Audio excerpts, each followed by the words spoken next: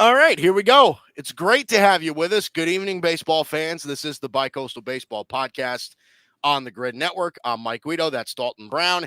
It is great to have you with us on this Monday evening. I am back in studio. It feels good. I find I have my headset. I'm not propped up in one of my grandparents' guest rooms. I feel good. We're not having audio issues like we did last week. We're doing okay today. Dalton, how we feeling after the trade deadline? We're into August. How we feeling? Yeah, it's time to get down to business, Mike. I think the people have heard me say time and time again throughout the season, talk about how long the baseball season is, how the results and the standings, yeah, they're fun to talk about in June, but they don't really matter. Mike, they're starting to matter, Yeah. and they're tight, and it's going to be fun. So I'm excited to get back to talking ball today. I'm sure we're going to have some thoughts on the trade deadline that are still kind of lingering, but I'm really excited to talk ball today and, kind of get a feel for what the lay of the land looks like as we move into the last, 7 weeks? Yeah. Yeah. It's getting pretty close. We're about a little less than 2 months away from the end of the season. Listen, there's like you said, this is crunch time now for for all these teams. Post trade deadline, all these rosters are pretty much locked in. We're all kind of we're ready to compete now. So coming up a little bit later, we'll talk about the trade deadline. We'll give out some winners. We'll give out some losers. See who made the most of the trade deadline a little bit later. Also, I mean, the White Sox, as of today, as of Monday, August 5th, are losers of 20 straight. So we will discuss just how bad they are and how bad they can be coming up towards the end of the season and maybe even down the line. We'll discuss that. Every division kind of seems to be, dare I say, open right now, Dalton Brown. There's not a huge separation in any division. We'll talk about that a little bit later as well. But to start off every show, just like we always do, as I am combating, there's a fly in my studio and it's going to be buzzing around here for the next hour. Maybe I'll catch it when Dalton's talking or something like that. I can focus on it. But as we do every show, we cater to our own fan bases. Sorry, not sorry. Yankees, Dodgers. Here we go. Okay. So for the Yankees, they seem to be out of the shit, right? Like winners of 7 of their last 8.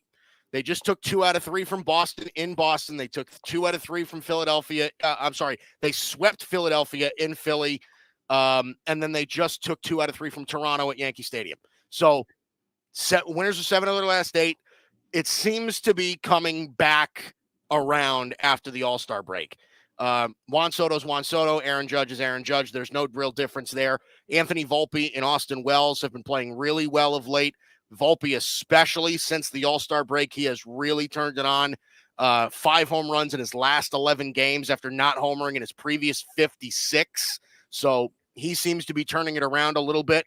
Like I said, they're finally starting to hit.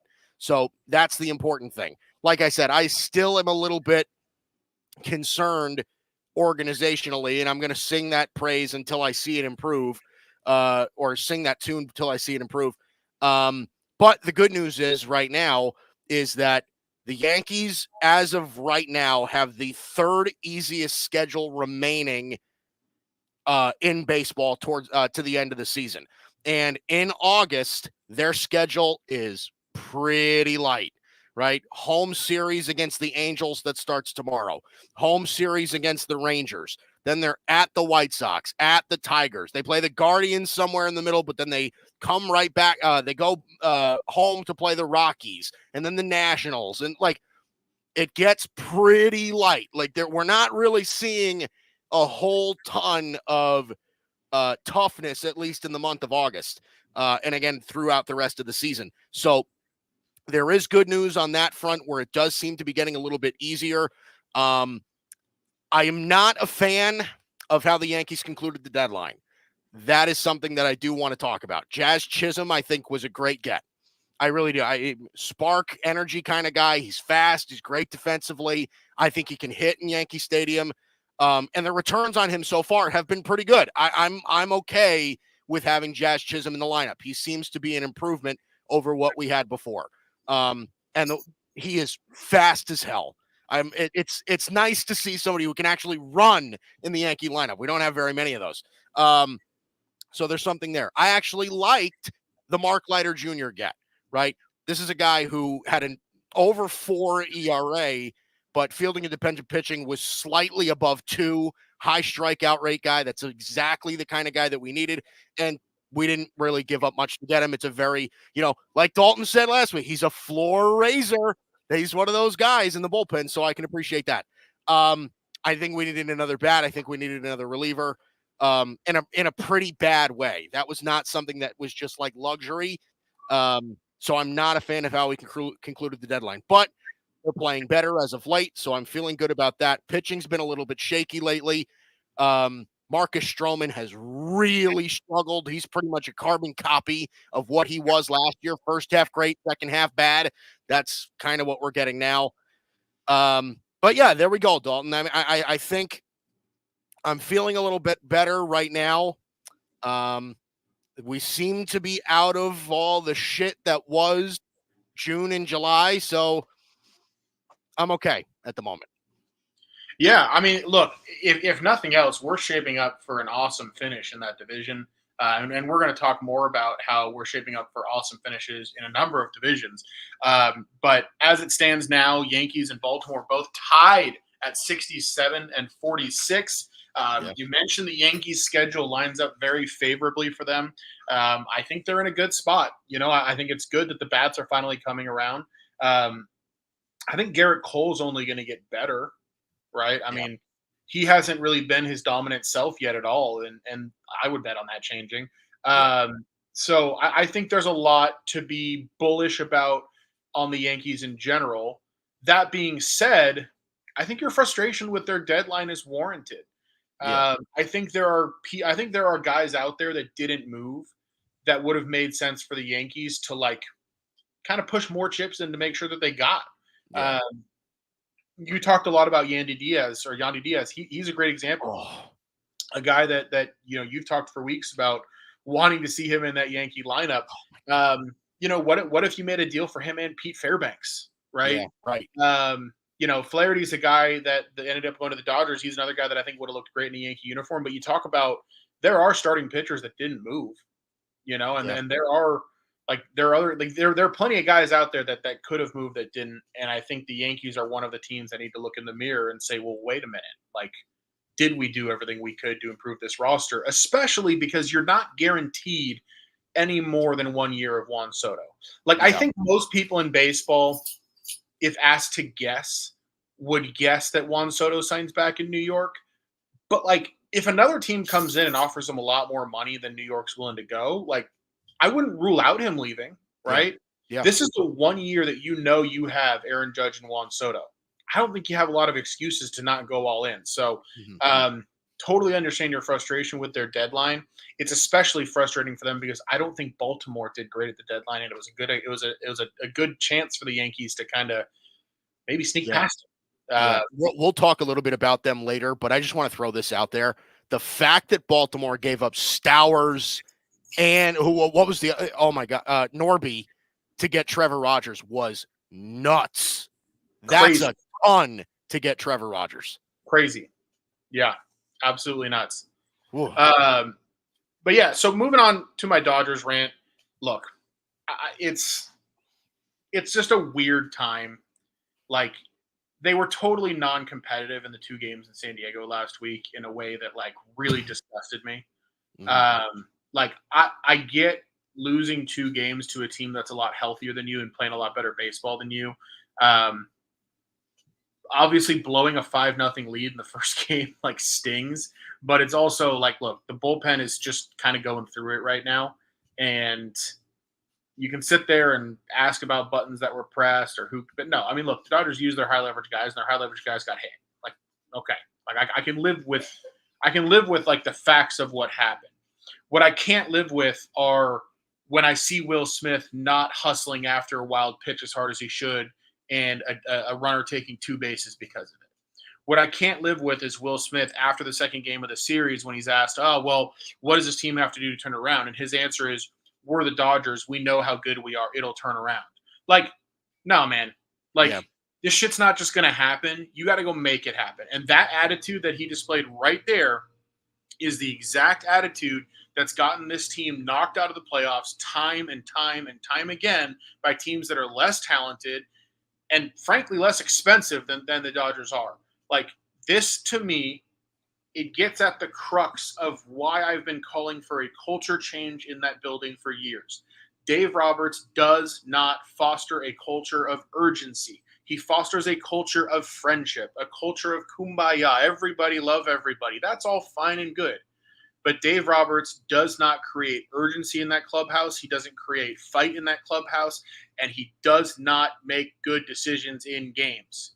He is this, to me, this week was just a perfect microcosm of it. And look, they went to Oakland after that, and they lose a game on Friday. Gavin Stone has really started to struggle. And then Saturday and Sunday, the one encouraging thing of the weekend was Jack Flaherty was nasty. He looked awesome on Saturday. Six shutout innings, 7 strikeouts, got out of some tough spots.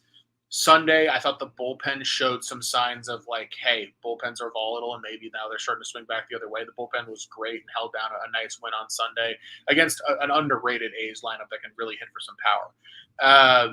So, like, it's not all negatives. Obviously, the Dodgers played the last week and a half without Freddie Freeman, too. That's a tough thing right now with the state of this lineup. Obviously, wishing his son the best. Really glad to hear that his son, came out of the hospital today. It sounds like he's going to be back in the lineup tonight. Yeah. That being said, like, looking forward, this is a huge, huge week.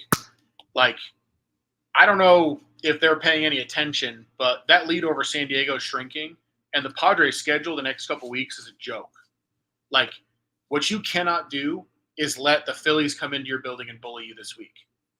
Like, what you can't do is let the Pirates, who want to beat you a heck of a lot more than you want to beat them, come into your building and bully you this weekend. Like, you need to win these series against Philadelphia and Pittsburgh, because San Diego they're going to be cakewalking a little bit through their schedule right now. Yeah. So what I want to see from the Dodgers is I want to see urgency. I want to see fight. I want to see care. Like, I want to see decisions that suggest, hey, we're not just playing out the string and pretending we have a 20-game lead, because that's how Dave's used to managing. So that's my rant there. Nothing new. Like, I want the guy fucking fired.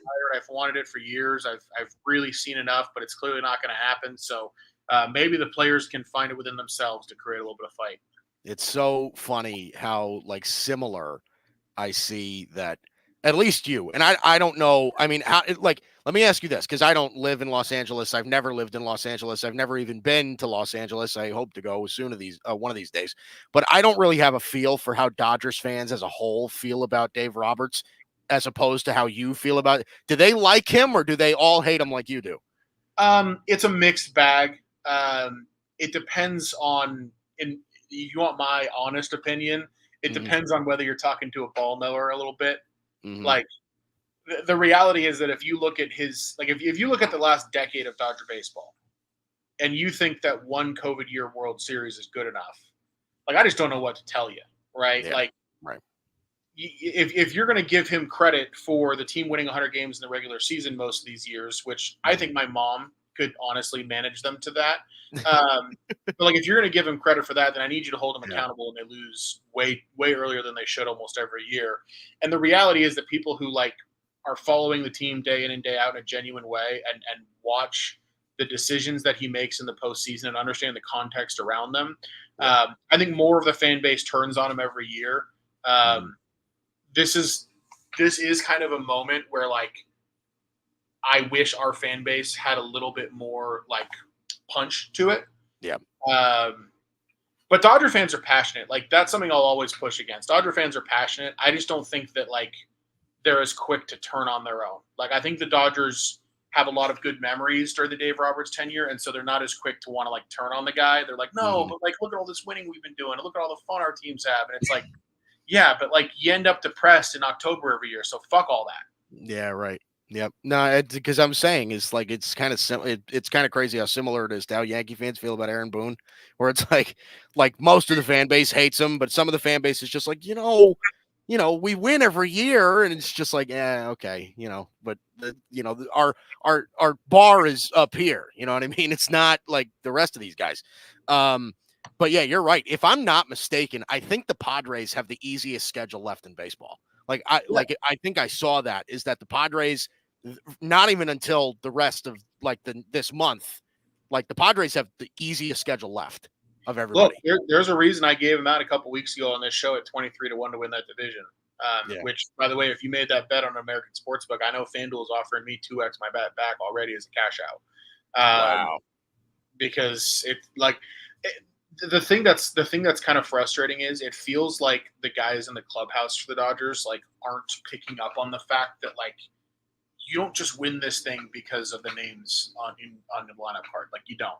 Right. Yep. The division, you don't own this division. So yeah, as crazy as it is, and I'm sure, we're going to be discussing the Padres a little bit later. I have a feeling they're going to fall into a certain category of yours as we go later into the show. You might surprise. Okay. We'll see where that goes. But all right. Before we get into the 1-2-3 inning, let's give you a live score update. We didn't give you any scores. We didn't give you a hot corner last week. We were all deadline last week, so we're falling short on a lot of these things. So score update today. The Mets just beat the Cardinals 6-0. Sean Manaea was fantastic again. 7 shutout innings, 6 hits. He had 10 Ks today. Dalton Brown. Sean Manaea has been a gem for the Mets. He has been. It's remarkable. Look, and good for him and good for them. Don't tell Mets fans. They're too busy wanting you to pity them. So don't tell Mets fans that they've done some things right this year. Oh, yeah. No, you're right. This is whiny. Andre Palante got hit around a little bit. 4 2/3, 5 earned, 5 hits. Only 2 Ks today against the Mets, as the Mets took a 6-0 win in St. Louis against the Cardinals.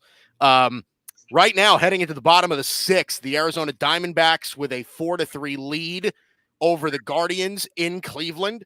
Cleveland just taking a series from Baltimore. And we're going to talk about Baltimore, I think, a little bit later as well, because they've kind of had their struggles of their own over the past 6 weeks or so. And that's why that AL East is still pretty close, even with the Yankees struggling like they did. But moving on, the top of the 6th right now, the Reds with a clean 7-0 lead over the Marlins in Miami. The Giants right now have a 4-1 lead in Washington over the Nationals heading into the 7th. And then 3 games just kind of starting out. Bottom of the 1st, Astros and Rangers still scoreless. In Texas, Minnesota, and the Cubs are scoreless in the bottom of the 1st on the north side of Chicago. And the top of the 1st just getting started with the Red Sox and Royals in Kansas City heading into the bottom of the 1st. And then later tonight, the White Sox and the A's, an exciting matchup between the White Sox and A's at the Coliseum in Oakland. Kai Busch, JP Sears on the bump for that. That's going to be 9:40. And then the Phillies and Dodgers tonight. That's the game to watch.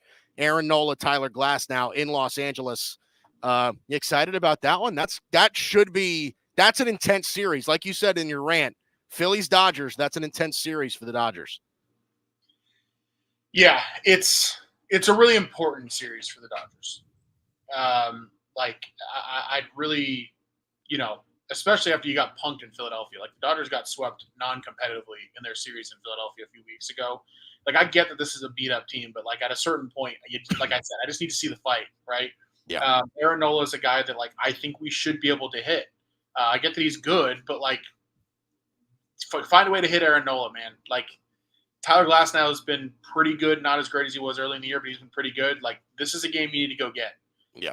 Christopher Sanchez coming in tomorrow. He struggled a little bit. That's a guy you got to be able to get after. Got a rookie going for them, Tyler Phillips on Wednesday. He looked really good before his last start, but these are winnable games against a good team who you're battling for the number 1 seed. Play like it.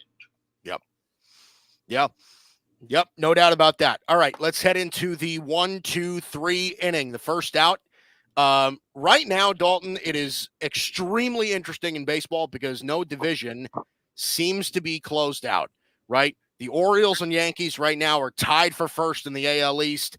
The Guardians, with just as good as the Guardians have been, only a 4.5 game lead over the Twins. and a 5-game lead over the Royals in the AL Central. The Mariners and Astros separated by just a game in the AL West. The Phillies right now with a 6-game lead over the Braves. They right now have they're tied for the lead for the biggest separation in their division. Phillies right now over the Braves with a 6-game lead in that division. The Brewers with a 6-game lead over the Pirates and the Cardinals in the NL Central. And then the Dodgers right now with a 4.5-game lead over the Padres, a 5-game lead over the Diamondbacks in that division as well.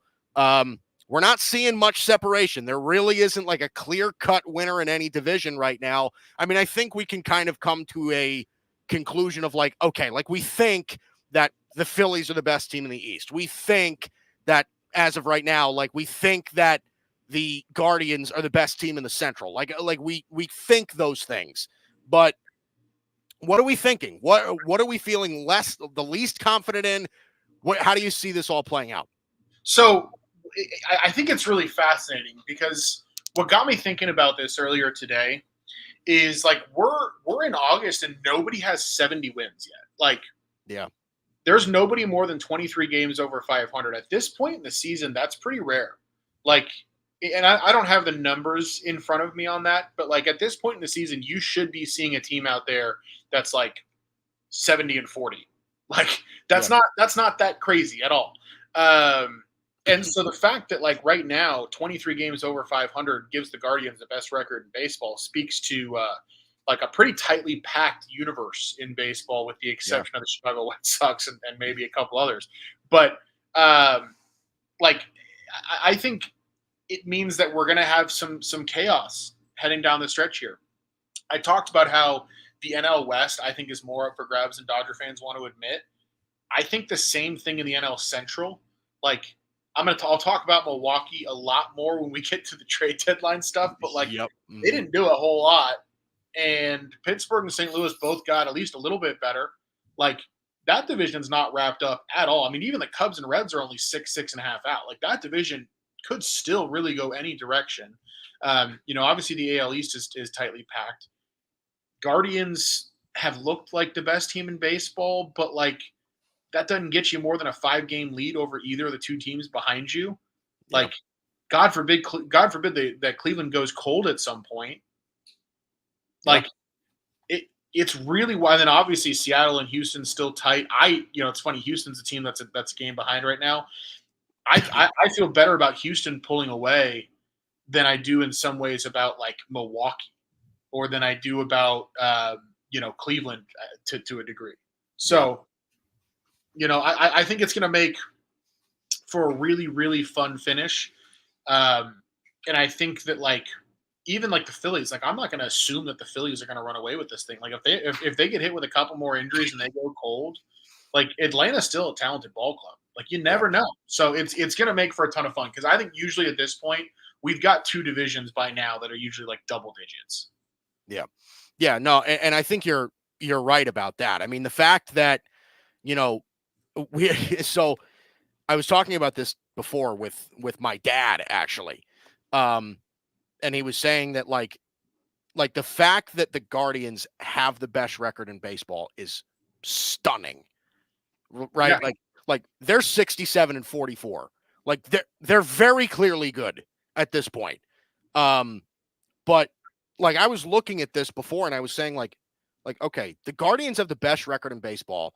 They've kind of been touted as the team for a while that's had the best record in baseball. They've been the number 1 seed in the American League for how long now? And they have a 4.5-game lead in their division. And it's not like Minnesota's a world beater. Like Minnesota's a good ball club. Kansas City's a fairly good ball club. But like they're not like you look at the top of the AL East and you're thinking, okay, Baltimore and the Yankees are both like, all right, they can both be top tier, really fucking good at the top of they can both dominate the league at any point in time. I don't think anybody feels that way about the Twins, right?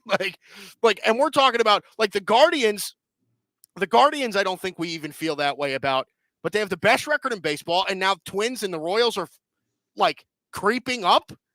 Like, that's weird to me. Yeah.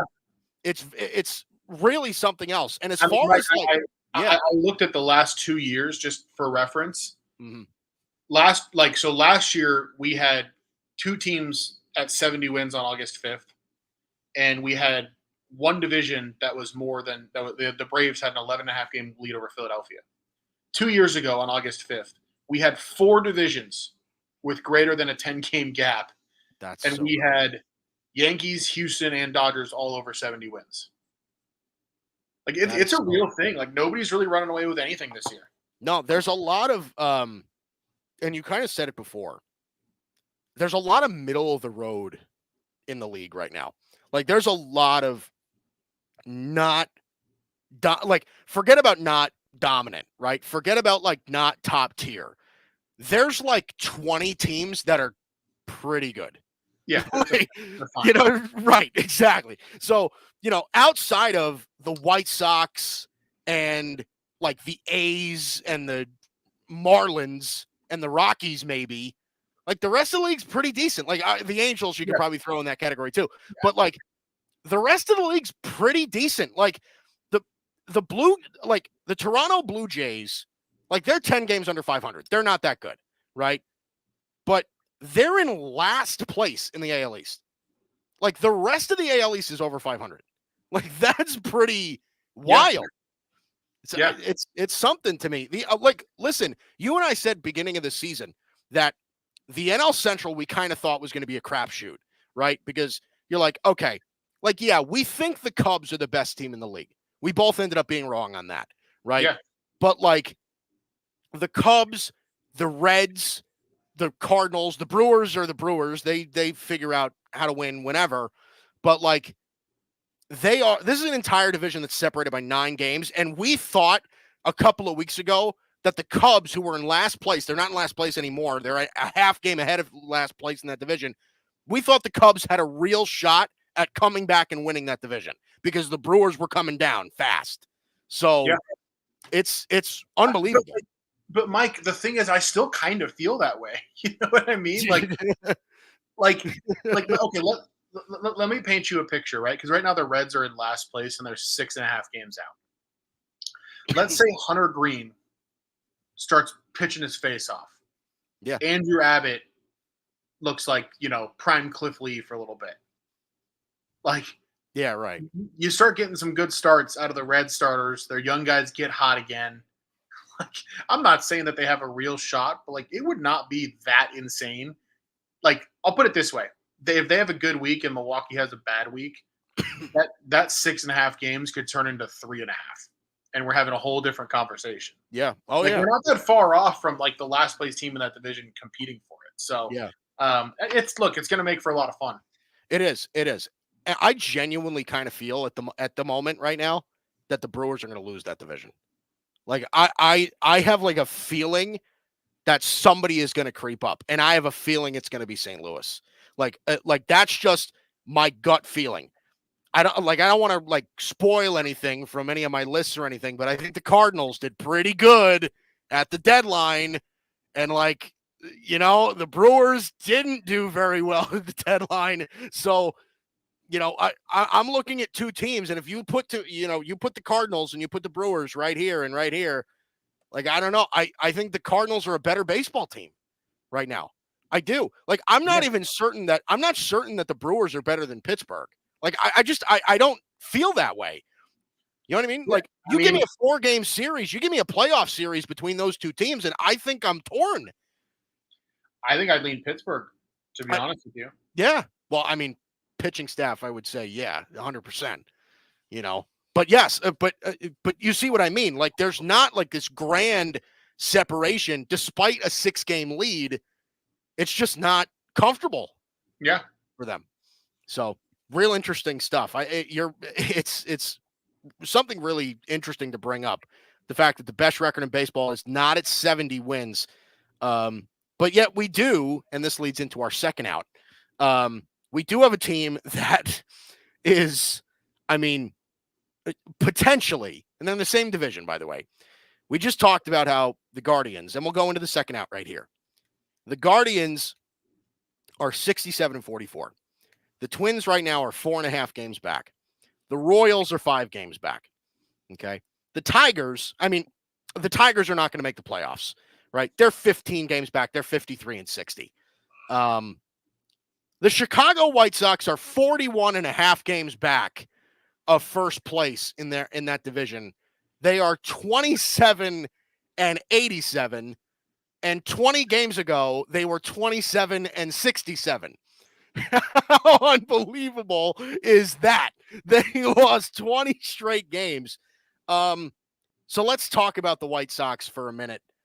Dalton, just how bad can the White Sox be?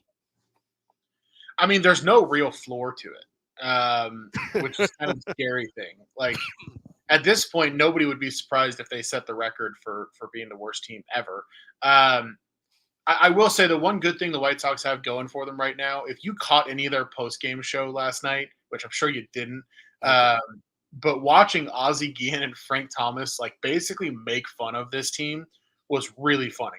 And like, I mean, Ozzie Guillen talking about how he's seeing a therapist because Pedro Grifol got that job over him, and how it's making him doubt his own self-worth. It had me like just rolling. So at least they have that going for them. But no, look, I mean, it's bleak, man. Like there's no plan, right? There's no like big prospect haul that you got at the deadline. And I'll talk about their deadline when we get there. Trust me. Yeah. There's no real like hope, right? There's no like, oh, wait till we call up this guy and this guy and this guy. Nah. It's just ugly. And they're not going to get better for a while. You know? I mean, that's the thing. If you were to say, hey, Dalton, who's going to be the worst team in baseball 4 years from now? If you get this question right, you're going to get $1 million. I'd probably guess the White Sox. Like, unless they start firing people in that front office or they change ownership, like, they don't know what they're doing. Yeah. Like, they don't. So it's just, it's not good. It's bad. So I did a little bit of research before.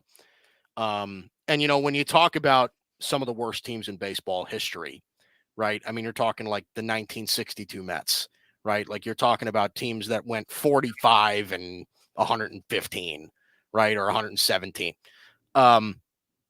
Like I think the White Sox could easily eclipse that. Like easily be like they could finish the year, you know, 32 and 130. Like it's not like, and as crazy as that sounds, right? Could you imagine, like, think about this. They're 27-87 right now. Okay. They're 114 games into the season. If for the rest of the year, right? So that's 48 games. Could you see them going like 6-42? Yes. I that's what I'm saying. Is like, it is so crazy. Right. Right. I mean, like we're looking at a team that, like, and we were talking about this pre-show, that like not only are they bad, but they're going to be bad for a long time. Like this is actually kind of frightening. And if you're a White Sox fan, I genuinely feel bad. Like this isn't like, you know, like boo-hoo Met fans feel bad for us. You know, like this is actual pain. You know, the White Sox are like, they make me, you know, whenever I cry and I bitch, and I cry and I bitch about the Yankees and how they sucked for 6 weeks. But the White Sox make me feel better about that. They really do, because you're right. They don't have any semblance of a direction. This isn't even a rebuild, right? Like you can't consider this a rebuild. They didn't trade Crochet. They came into this season wanting to compete. Right. Like Pedro Grifol, their manager, still thinks that they're competing. Like they're delusional on top of it all. Yeah. It's really, really bad. I mean, for the most part, right? I mean, we all kind of expected that, and I think the tune kind of changed a little bit when it came to trading Garrett Crochet, trading Luis Robert, right? They wanted whatever. They wanted Juan Soto type guys for Luis Robert. You're just not going to get that. Luis Robert's not nearly as good as Juan Soto is. He's just not, right? Garrett Crochet, he's a really solid young pitcher with nasty stuff. But he kind of said, all right, you got to lock me up. And I think teams were just like, we're kind of good. Like, you're really good, but do it for a little longer, and then we can talk about it. There's just no. I mean, I don't know. This is a roster that, like, we all thought years ago that the White Sox were going to be really something special, right? Yeah. With the number of prospects they were bringing up, Eloy Jimenez, right? Andrew Vaughn, Juan Moncada, right? Like, we were talking about Luis Robert is part of that group, Michael Kopech, right? Like, we were talking about that group as just like, oh my God, they're going to blow the entire world up. We thought they were going to be what the Orioles are right now, right? And they're not. And they were just going to add supplemental pieces, right? They were going to add the Andrew Benintendi's. They were going to add whoever else, Yasmani Grandal. Like, they were going to add those pieces, and it was all going to come together. And the Central was a realistic division to win for years and years and years. It still is, right? Seriously, what a disappointment that all was. That is so unbelievable. And it would, like I said, this would not surprise me if they won less than 40 games the rest of the year. No. I don't think it would surprise anybody at this point. I mean, how could it surprise you? Yeah, based on what we've seen from him. No, it's a really it's a really disheartening thing to watch. Like, and I love what you said about, like, because what's funny is if you watch White Sox fans on social media, most of them are just self-deprecating about it at this point. Like, they're just like, well, we have no choice but to laugh. Yeah, right. But yeah, I mean, I don't know, man. It's just really shit. Like, I would love to see, a team like that is one where it's like at some point there should be required changes at the top of the organization when things go that poorly. I'll put it that way. I don't know how you go about doing that, but yeah. But yeah, it really is something else. And it's been a while since we've seen a team this poor. Yeah, I mean, you could talk about the 18 Orioles or the 19 Tigers or something like that, but I mean, I don't know that they were this bad. They were bad, but they were not this bad, I don't think. Okay, third out. Let's talk about some winners and losers of the deadline, Dalton. So I have a feeling, and I just have a sneaky suspicion, that we're going to have sort of similar lists here. Maybe not. Maybe the winners are a little bit different than the losers. But I think the losers are always a little bit more like easy to point out, right? When a team loses at the deadline, you know that they lose. So let's see. Dalton, I'm going to let you go first. Winners, losers. What do you think? All right. So I listed 3 winners, I listed 3 losers, and I listed 2 honorable mentions as well in each category because I am just a man full of takes. So I'll start with the winners just for the sake of positivity. One that I know you're going to mention as well, the St. Louis Cardinals, a clear winner at this deadline. They needed a really good starting pitcher. They went and got one in Eric Fetty. Like, that's flat out what he's been, is a really good starting pitcher. And they did it while also acquiring Tommy Pham, who is one of the top 5 bats on the market. Very solid rental outfielder. He seems like a total douchebag, but I mean, I was going to say, despite being a douche, like, if you're confident that your clubhouse can handle that, like, he's a useful on-field player. We've had that conversation. So to acquire both of those guys, and then to go out and they got help for their bullpen as well, and they really didn't give up anything that was helping them in the present. Like, I'll talk a little bit about the Dodgers acquiring Tommy Edman. Like, I think Tommy Edman's a loss that kind of stings because I think there's some value there, but like, he hasn't been providing them any value this year.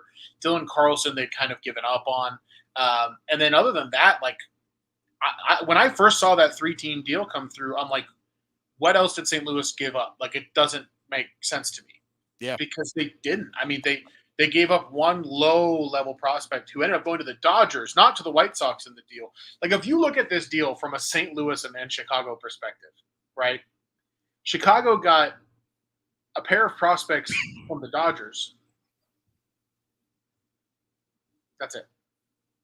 Isn't that funny? And they gave up their 2 most valuable assets that they ended up trading to the Cardinals, who they got nothing from. Yeah, it's really bizarre.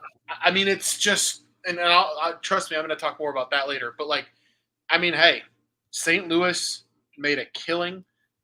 They acquired useful pieces without giving up anything that really provides any value to them at present. I applaud them for that. I'm going to run through the rest of mine a little bit quicker because I don't want to spend all day here. But Yeah.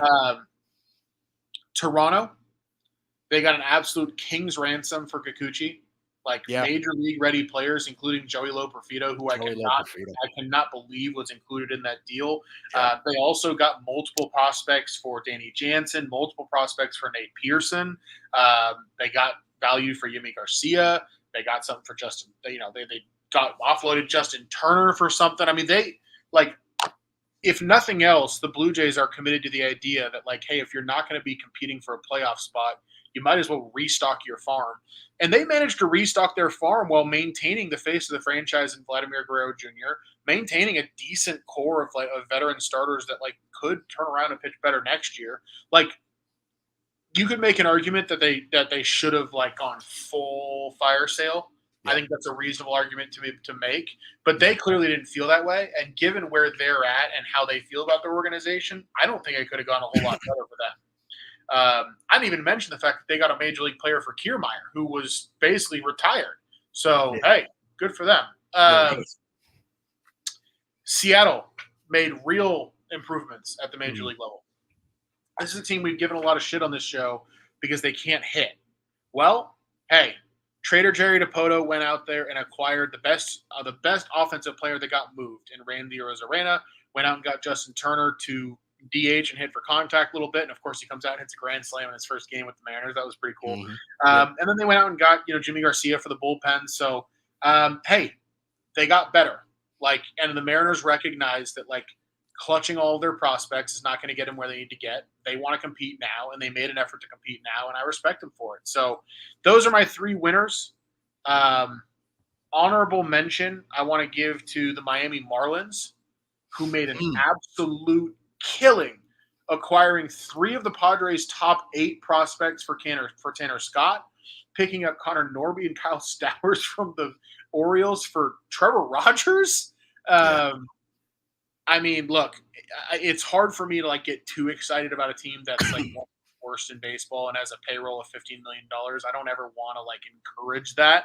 But if you're going to sell, boy, oh boy, did their farm system get today. Yeah, so that's how you do it. Yeah. The other honorable mention for me is the Dodgers. They don't make my top 3, but the fact that the Dodgers didn't have me coming away from the deadline frustrated is a really difficult thing for them to do. Yeah. They went out and got Jack Flaherty, who I think might have been the best starting pitcher that was moved. And they went out and got Kevin Kiermaier. They went out and got Tommy Edman, Michael Kopech. Nothing earth-shattering. But they also gave up one top 15 prospect at this deadline and got better. So, hey, I'll take it. Yeah. In general, a little bit of a seller's market, which is why two of the teams that two of the teams that at a top 5 that I thought did for sellers.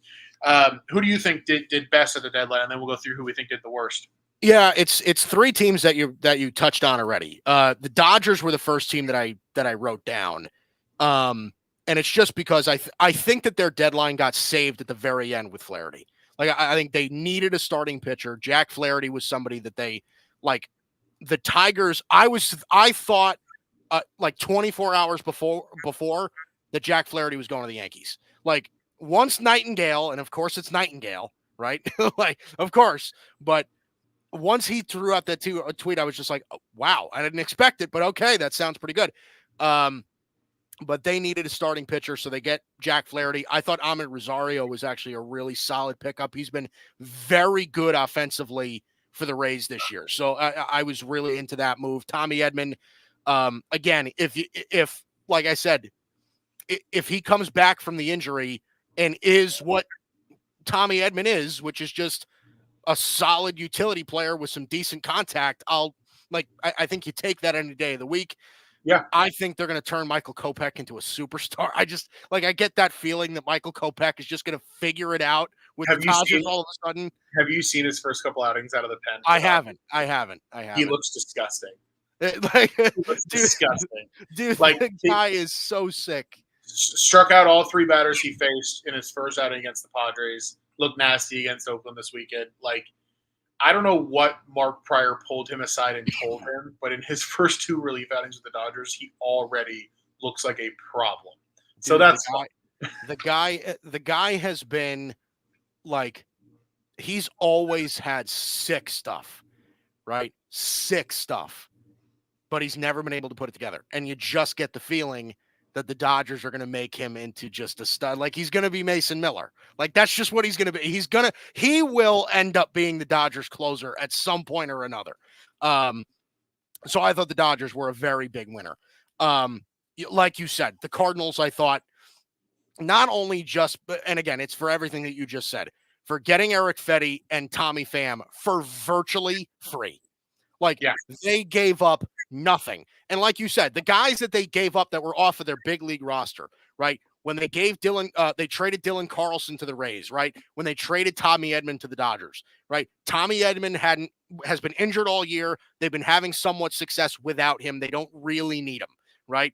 Dylan Carlson was a player that, promising young guy, but he didn't fit into their lineup anymore. He's just like, they kind of gave up on him. They're done with him. So they move him. No big deal. They strengthen their starting pitching, which again has been a year-long sort of need for them. I mean, even after the offseason, when they signed Lance Lynn, they signed Kyle Gibson, they signed Sonny Gray, like, they needed more pitching. And Eric Fetty, I think, fills that gap. Tommy Pham is a better bat than Edman would have been, is a better bat than Dylan Carlson was. It's just an improvement overall. So I thought the Cardinals did a great job. And like you said before, I'm actually surprised. I shouldn't be surprised, but I thought I was going to kind of come out of left field with this. But the Toronto Blue Jays, I thought, did a really good job as well. I really think that, like, they're seeing what Vladdy Jr. is doing this year, and he's having a monster year now, right? Yeah. His numbers are off the charts. He's really good. Okay. They're looking at that and they're just like, well, look, Vladdy Jr. is like, we're going to get some pretty damn good years out of Vladdy Jr. for the next few years. Do we really want to offload everything and miss his window entirely? Right? Like, I don't know if they want to do that. So what did they do? They kept George Springer, right? They kept Bichette. They kept Gausman. They kept Barrios. They kept Bassett. They kept a lot of guys that, like, you're going to go into next year and you're going to say, okay, like Toronto didn't make it work out last year, but that doesn't mean that they can't make it work out this year. Like, I don't know that you can give up on the Blue Jays. Like, just because it was one sort of failed project doesn't mean that they can't build off of the same sort of core that is working. So I think that was that's a really good one as well. So Dodgers, Cardinals, Blue Jays were the teams that I wrote down. Cool. So no disagreement from me. One thing I'll say on Toronto, if they're going to do what they did at this deadline, you need to go extend Vlad Jr. at this point. Yeah, no, I agree. So, all right, let's get to some losers. I got 3 losers. I got a couple of honorable mentions. My number one loser at this deadline are the Minnesota Twins. Like, I mean, you're right there in the playoff hunt. You've got a good roster, like a roster that we talked about is solid all around. They might not be great anywhere, but they're solid all around. And all you do is trade for Trevor Richards. Yeah. That's it.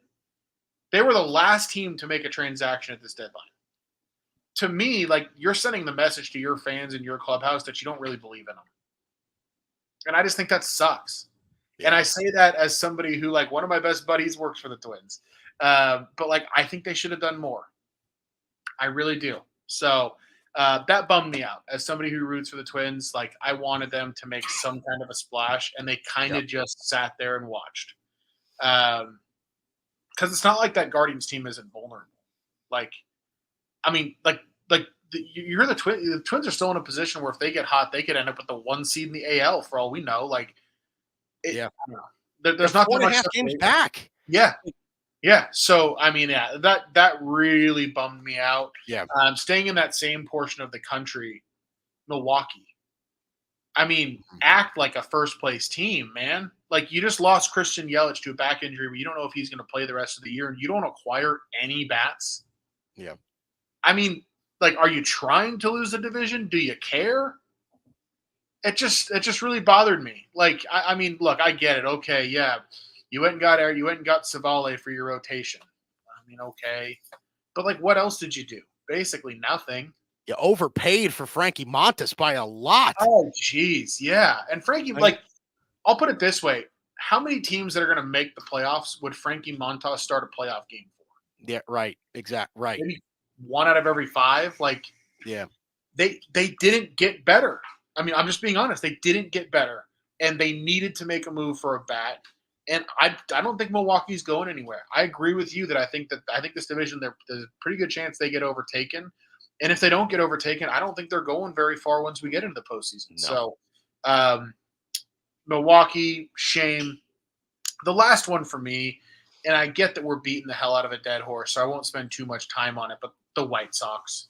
Like, the sheer incompetence it takes to send away both Eric Fetty and Tommy Pham in the same deal, first of all, because you can get 2 separate returns for those guys. But you sent both of them away in the same deal, and everybody's looking at what the Astros got for Kikuchi, who Fetty is better than. And you got what, Miguel Vargas from the Dodgers in return, a player that the Dodgers had all but given up on. And then what was who else was it? I don't even remember the other Dodgers project. Yeah, right. Which tells you a lot, right? It's just like you would expect that the White Sox would come out of this deadline with a replenished form. Instead, they came out of it with virtually nothing. And the other side of it too, like I actually think the one good thing they did is not trading Crochet, because he's going to be so much more valuable in the trade market this offseason than he will be now. Mm-hmm. But you should trade Luis Robert if you can. Like, what are you holding on to him for? You're not going to compete while he's still under your wings. Like, get rid of him. Like, this whole thing about how they're asking for a Juan Soto package, which is something that we heard over and over with the White Sox. Like, maybe just don't ask for a Juan Soto package. Like, did you see what the Marlins got for Tanner Scott? Yeah, right. Yep. Go get that package for Luis Robert, and you're not the laughingstock of baseball. Yeah. Like, how are you this bad, and you don't do anything to make your future better? I we talked about it. I don't want to keep going into it, but I just feel for White Sox fans. Yeah. The 2 honorable mentions for me are the 2 teams atop the AL East, the Yankees and Orioles. The Yankees, the Jazz Chisholm get is a nice get that seems to be working out well. We already talked about this, though. I agree with you that there were opportunities for them to do more. They did not do enough, as I see it. Luckily for the Yankees, I kind of feel the same way about Baltimore. I mean, they went out and got Zach Eflin, cool. But other than that, I mean, you were taking relievers from the Phillies that the Phillies were kind of giving up on. And you went and got Eloy Jimenez to do I don't know what.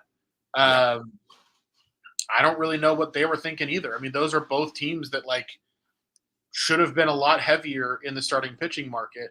Yeah. And I think there were more guys that could have moved. So, I mean, Yankees and Orioles, they're both lucky that the other one kind of sat there and just kind of hung out with them. Yeah. Well, I think the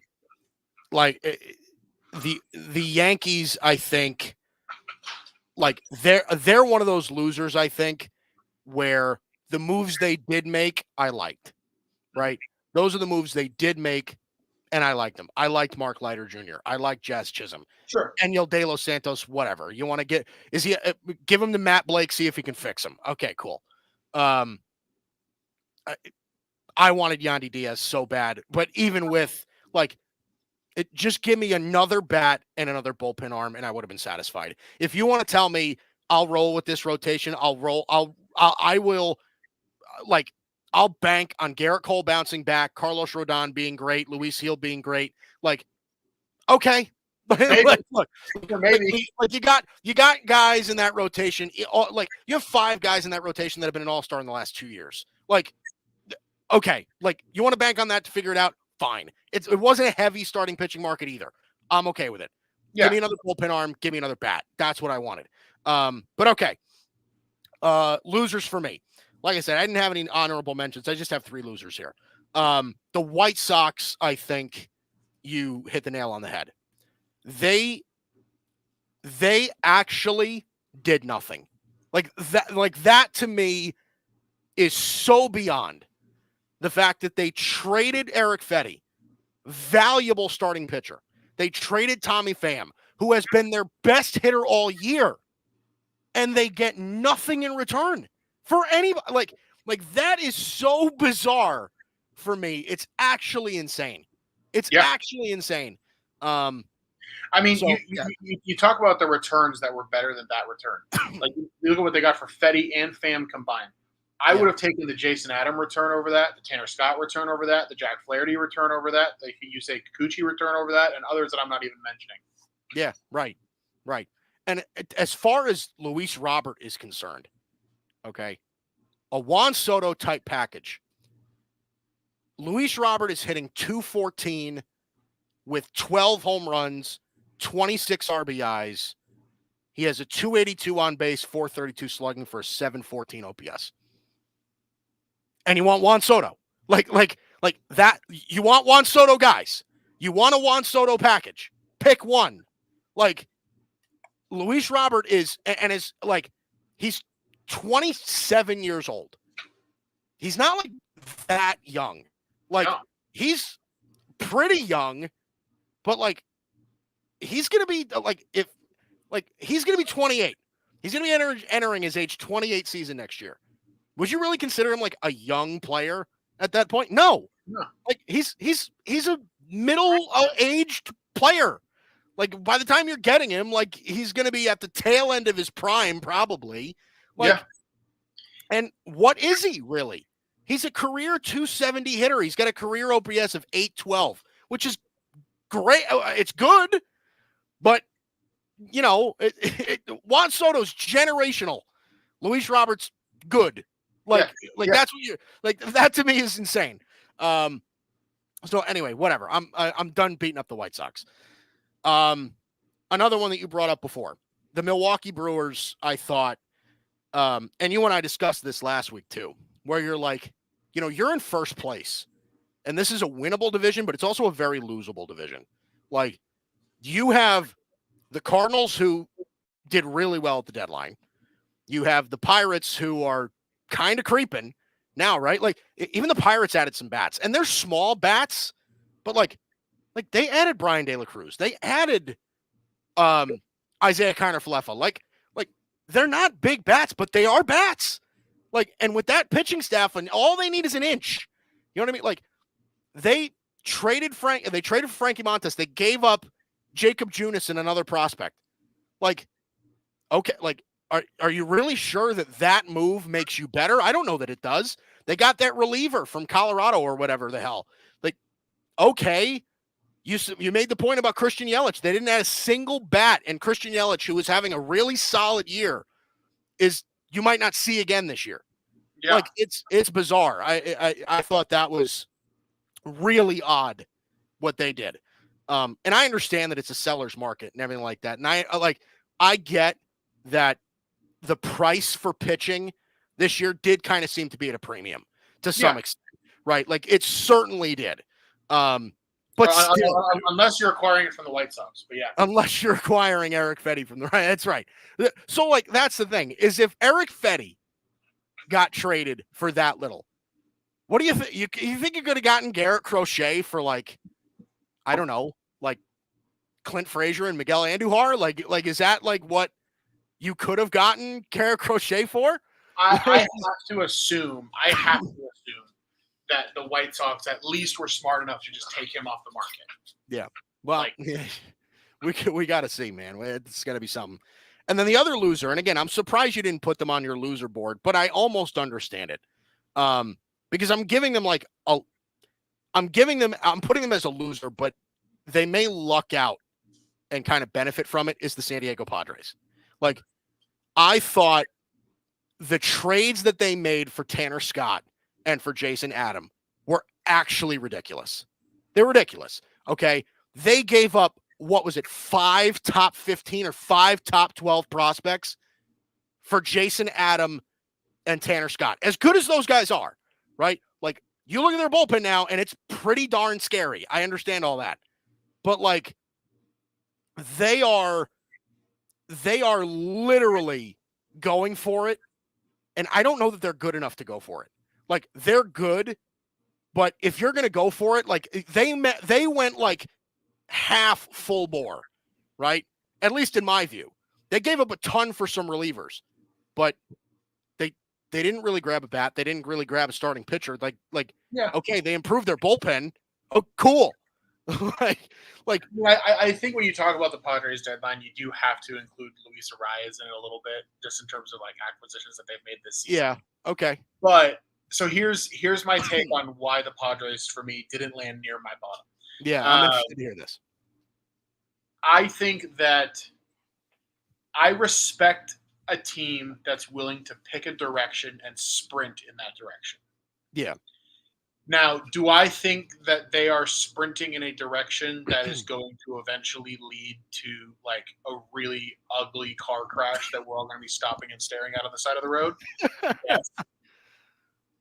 But do I think that they actually like are a World Series contender this year, and that the deadline deals they made help them like actually become, in my mind, a World Series contender this year? Also, yes. So that's where, for me, I'm like, the deals they made for Jason Adam and Tanner Scott were stupid. You traded away 6 of your top 12 prospects for 2 rental relievers. There is absolutely no defending that from like an organizational, like long-term managing an organization standpoint. But right. Yep. If you're AJ Preller and your job is on the line this year and you're not leading your division and like you are desperate to win and win a World Series right now and nothing else matters, these are moves that make sense toward that. What I am surprised by is that they didn't trade the other 6 of their prospects for Luis Robert. That's what I'm surprised by. Mm-hmm. Yeah, that's what I'm saying. It's like they could have done that, and at that point, I almost feel like they should have. Like if you're going to go this balls to the wall of going all in, then like sacrifice everything. Then like that's how I feel about it, and as unrealistic as that is, because I don't work in an MLB front office. I get all that, but like you spend this much for relief help. Okay. Like, how much at that point does it really hurt you all that much to go acquire some crazy ass bat and then just be like, okay, we're going to go for it? Like, no. I don't think so. Yeah. No, I mean, I get it. I get it. And look, I don't think you're wrong necessarily to put them in the worst deadlines. Mm-hmm. I also think people could make a real argument to put them in the best deadlines category, like depending on how you define it, which is part of why I just left them in the middle. The Padres are completely nuts. But Mike, I gotta tell you, like, I'm not sure that I would take the Dodgers or the Phillies in a 5-game series or in a 5 or 7 game series over San Diego right now. Like that's a tough choice. Like that's how good they are. Like when you look at that roster and you watch that team play, like between Dylan Cease, who looks like the best pitcher in baseball right now, Michael King, who's quietly been really good. I know how you feel about him, right? Matt Waldron has been really good. Yeah. Like, I mean, and who knows if maybe you get something out of some of these other veterans down the line. Starting pitching is the only concern for them, though. Yeah. Like, this is the best bullpen in baseball right now. Yeah. And this lineup is pretty ridiculous. Like, having watched the Dodgers just face it earlier this week and having to deal with having to face them a lot this year, like, the Padres are really damn good, Mike. Like, they are. They're just really damn good. And they just went out and shortened games. Like, I wouldn't be surprised if they won the World Series this year. Like, genuinely, I would not be surprised if they won the World Series this year. So it's just I can't put them in my worst because of that. But I completely agree with you that what they did is, like, just unjustifiably insane under any other circumstances. Yeah. Hey, listen, I'm putting my reputation on the line here for putting the Padres in the loser category. They end up winning the World Series. They end up going to the NLCS. I'm going to end up eating my hat. So, like, you know, we'll see where we get from that. And I still think the Orioles giving up Connor Norby and Kyle Stowers for Trevor Rogers is bizarre. And that's kind of the thing, too, of like, that's how I think, you know, and it could have just been like an outlier dumb deal by the Orioles, right? but that's how you know it was a seller's market. Like Kyle Stowers and Connor Norby are unbelievably good prospects, and Trevor Rogers is a very mid starting pitcher. Yeah. Like, if that's the price, then like maybe you can ease off some of your GMs.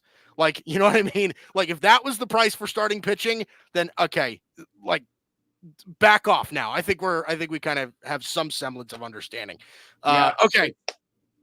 But oh my goodness. It's something crazy. All right, let's give you a score update. Second one of the day. 6-5 right now. Diamondbacks and Guardians in the bottom of the 8th in Cleveland. That game's getting pretty tight. The Reds and the Marlins. Reds lead the Marlins 8-3 in the bottom of the 8th in Miami. Bottom of the 9th. Last licks right now down to their final out. The Giants and the Nationals. The Giants up 4-1 in Washington.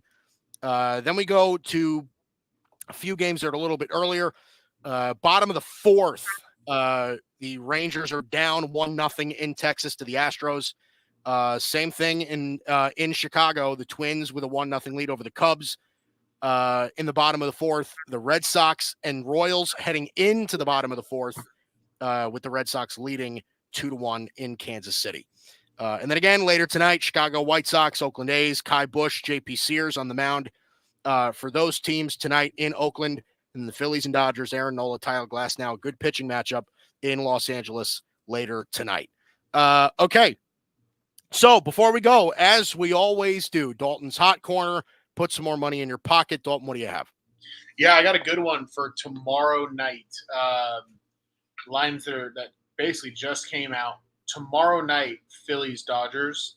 I like the over.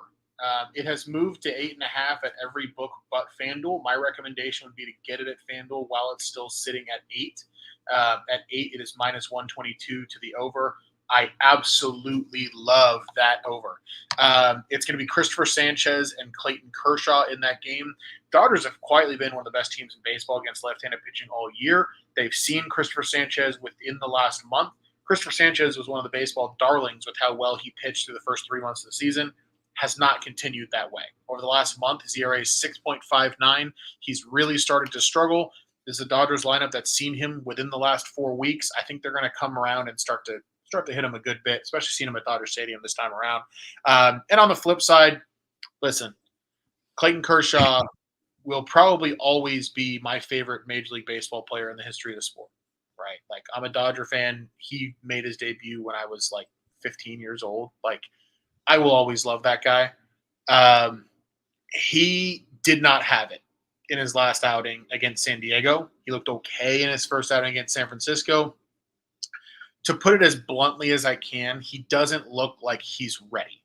Like, the velo's kind of coming and going, but he's not locating his pitches the way Clayton Kershaw does when Clayton Kershaw is like fully ramped up. I think he probably could have used a little bit more time on the rehab assignment to kind of like get all the way back up to speed. And the Dodgers are not in a great position to just wait for that right now. So they brought him up and said, "Hey, well, let's get him going." He's just not in a good spot right now. I'm still hopeful that he can kind of turn it around. And if there's anybody who's worth believing in from that perspective, Clayton Kershaw is always a good one to believe in. But he's not ready to deal with the Phillies right now. And I just don't think it's going to go very well. Mm-hmm. I think both teams are probably going to have 3 or 4 runs by the time we get to the 5th. I just don't think that total should be 8. I think it should be like 9.5. So give me over 8 in Dodgers Phillies tomorrow night. High scoring game. Phillies are not playing great baseball at the moment. No, they're not. They're really not. And that's, does that give you any pause at all? Like, is there anything about this bet that gives you any pause? I mean, look, it's Clayton Kershaw, right? Like, he always is liable to like figure it out and give you 7 shutty all of a sudden. Like, I wouldn't be totally shocked if he did that tomorrow night. But I also think that that's why we're getting the line that we are. Like, I think looking at what you've gotten out of these 2 starting pitchers lately, it's hard to make an argument for this number being lower than 9. And I think the reason it's lower than 9 is because of the name value that Kershaw's name holds in the public. So to me, like, I think this is the best bet on the board for tomorrow. Yeah. That being said, I would always urge people to understand that, like, usually when we're talking about a best bet on the board, there's still a 40% chance, in my opinion, that that bet doesn't win. You know what I mean? Yeah. So, like, you're never going to hear me guarantee a winner or say things like, "Oh, it's a lock." I'm never going to be that guy. But to me, that was a pretty straightforward call. Yeah. Yep. No, I'm with you on that. So that does it for us. That's all for us, folks. I'm Mike Guido. That's Dalton Brown. Any last words before we leave today, Dalton? Not really, man. Go Dodgers. Donning the Kansas City Royals hat today. And again, the hat game is still strong. I failed with the Montreal Expos. I can't believe I didn't don the hat, at least last week. I wasn't even wearing a headset last week, and I couldn't wear the hat. I had it with me and everything, and I totally failed you, the viewer. I apologize. But okay, that does it for us. I'm Mike Guido. That's Dalton Brown. This is the Bicoastal Baseball Podcast, the only exclusive baseball podcast on the Grid Network every Monday at 8 o'clock Eastern. Make sure you tune in. We will see you next week.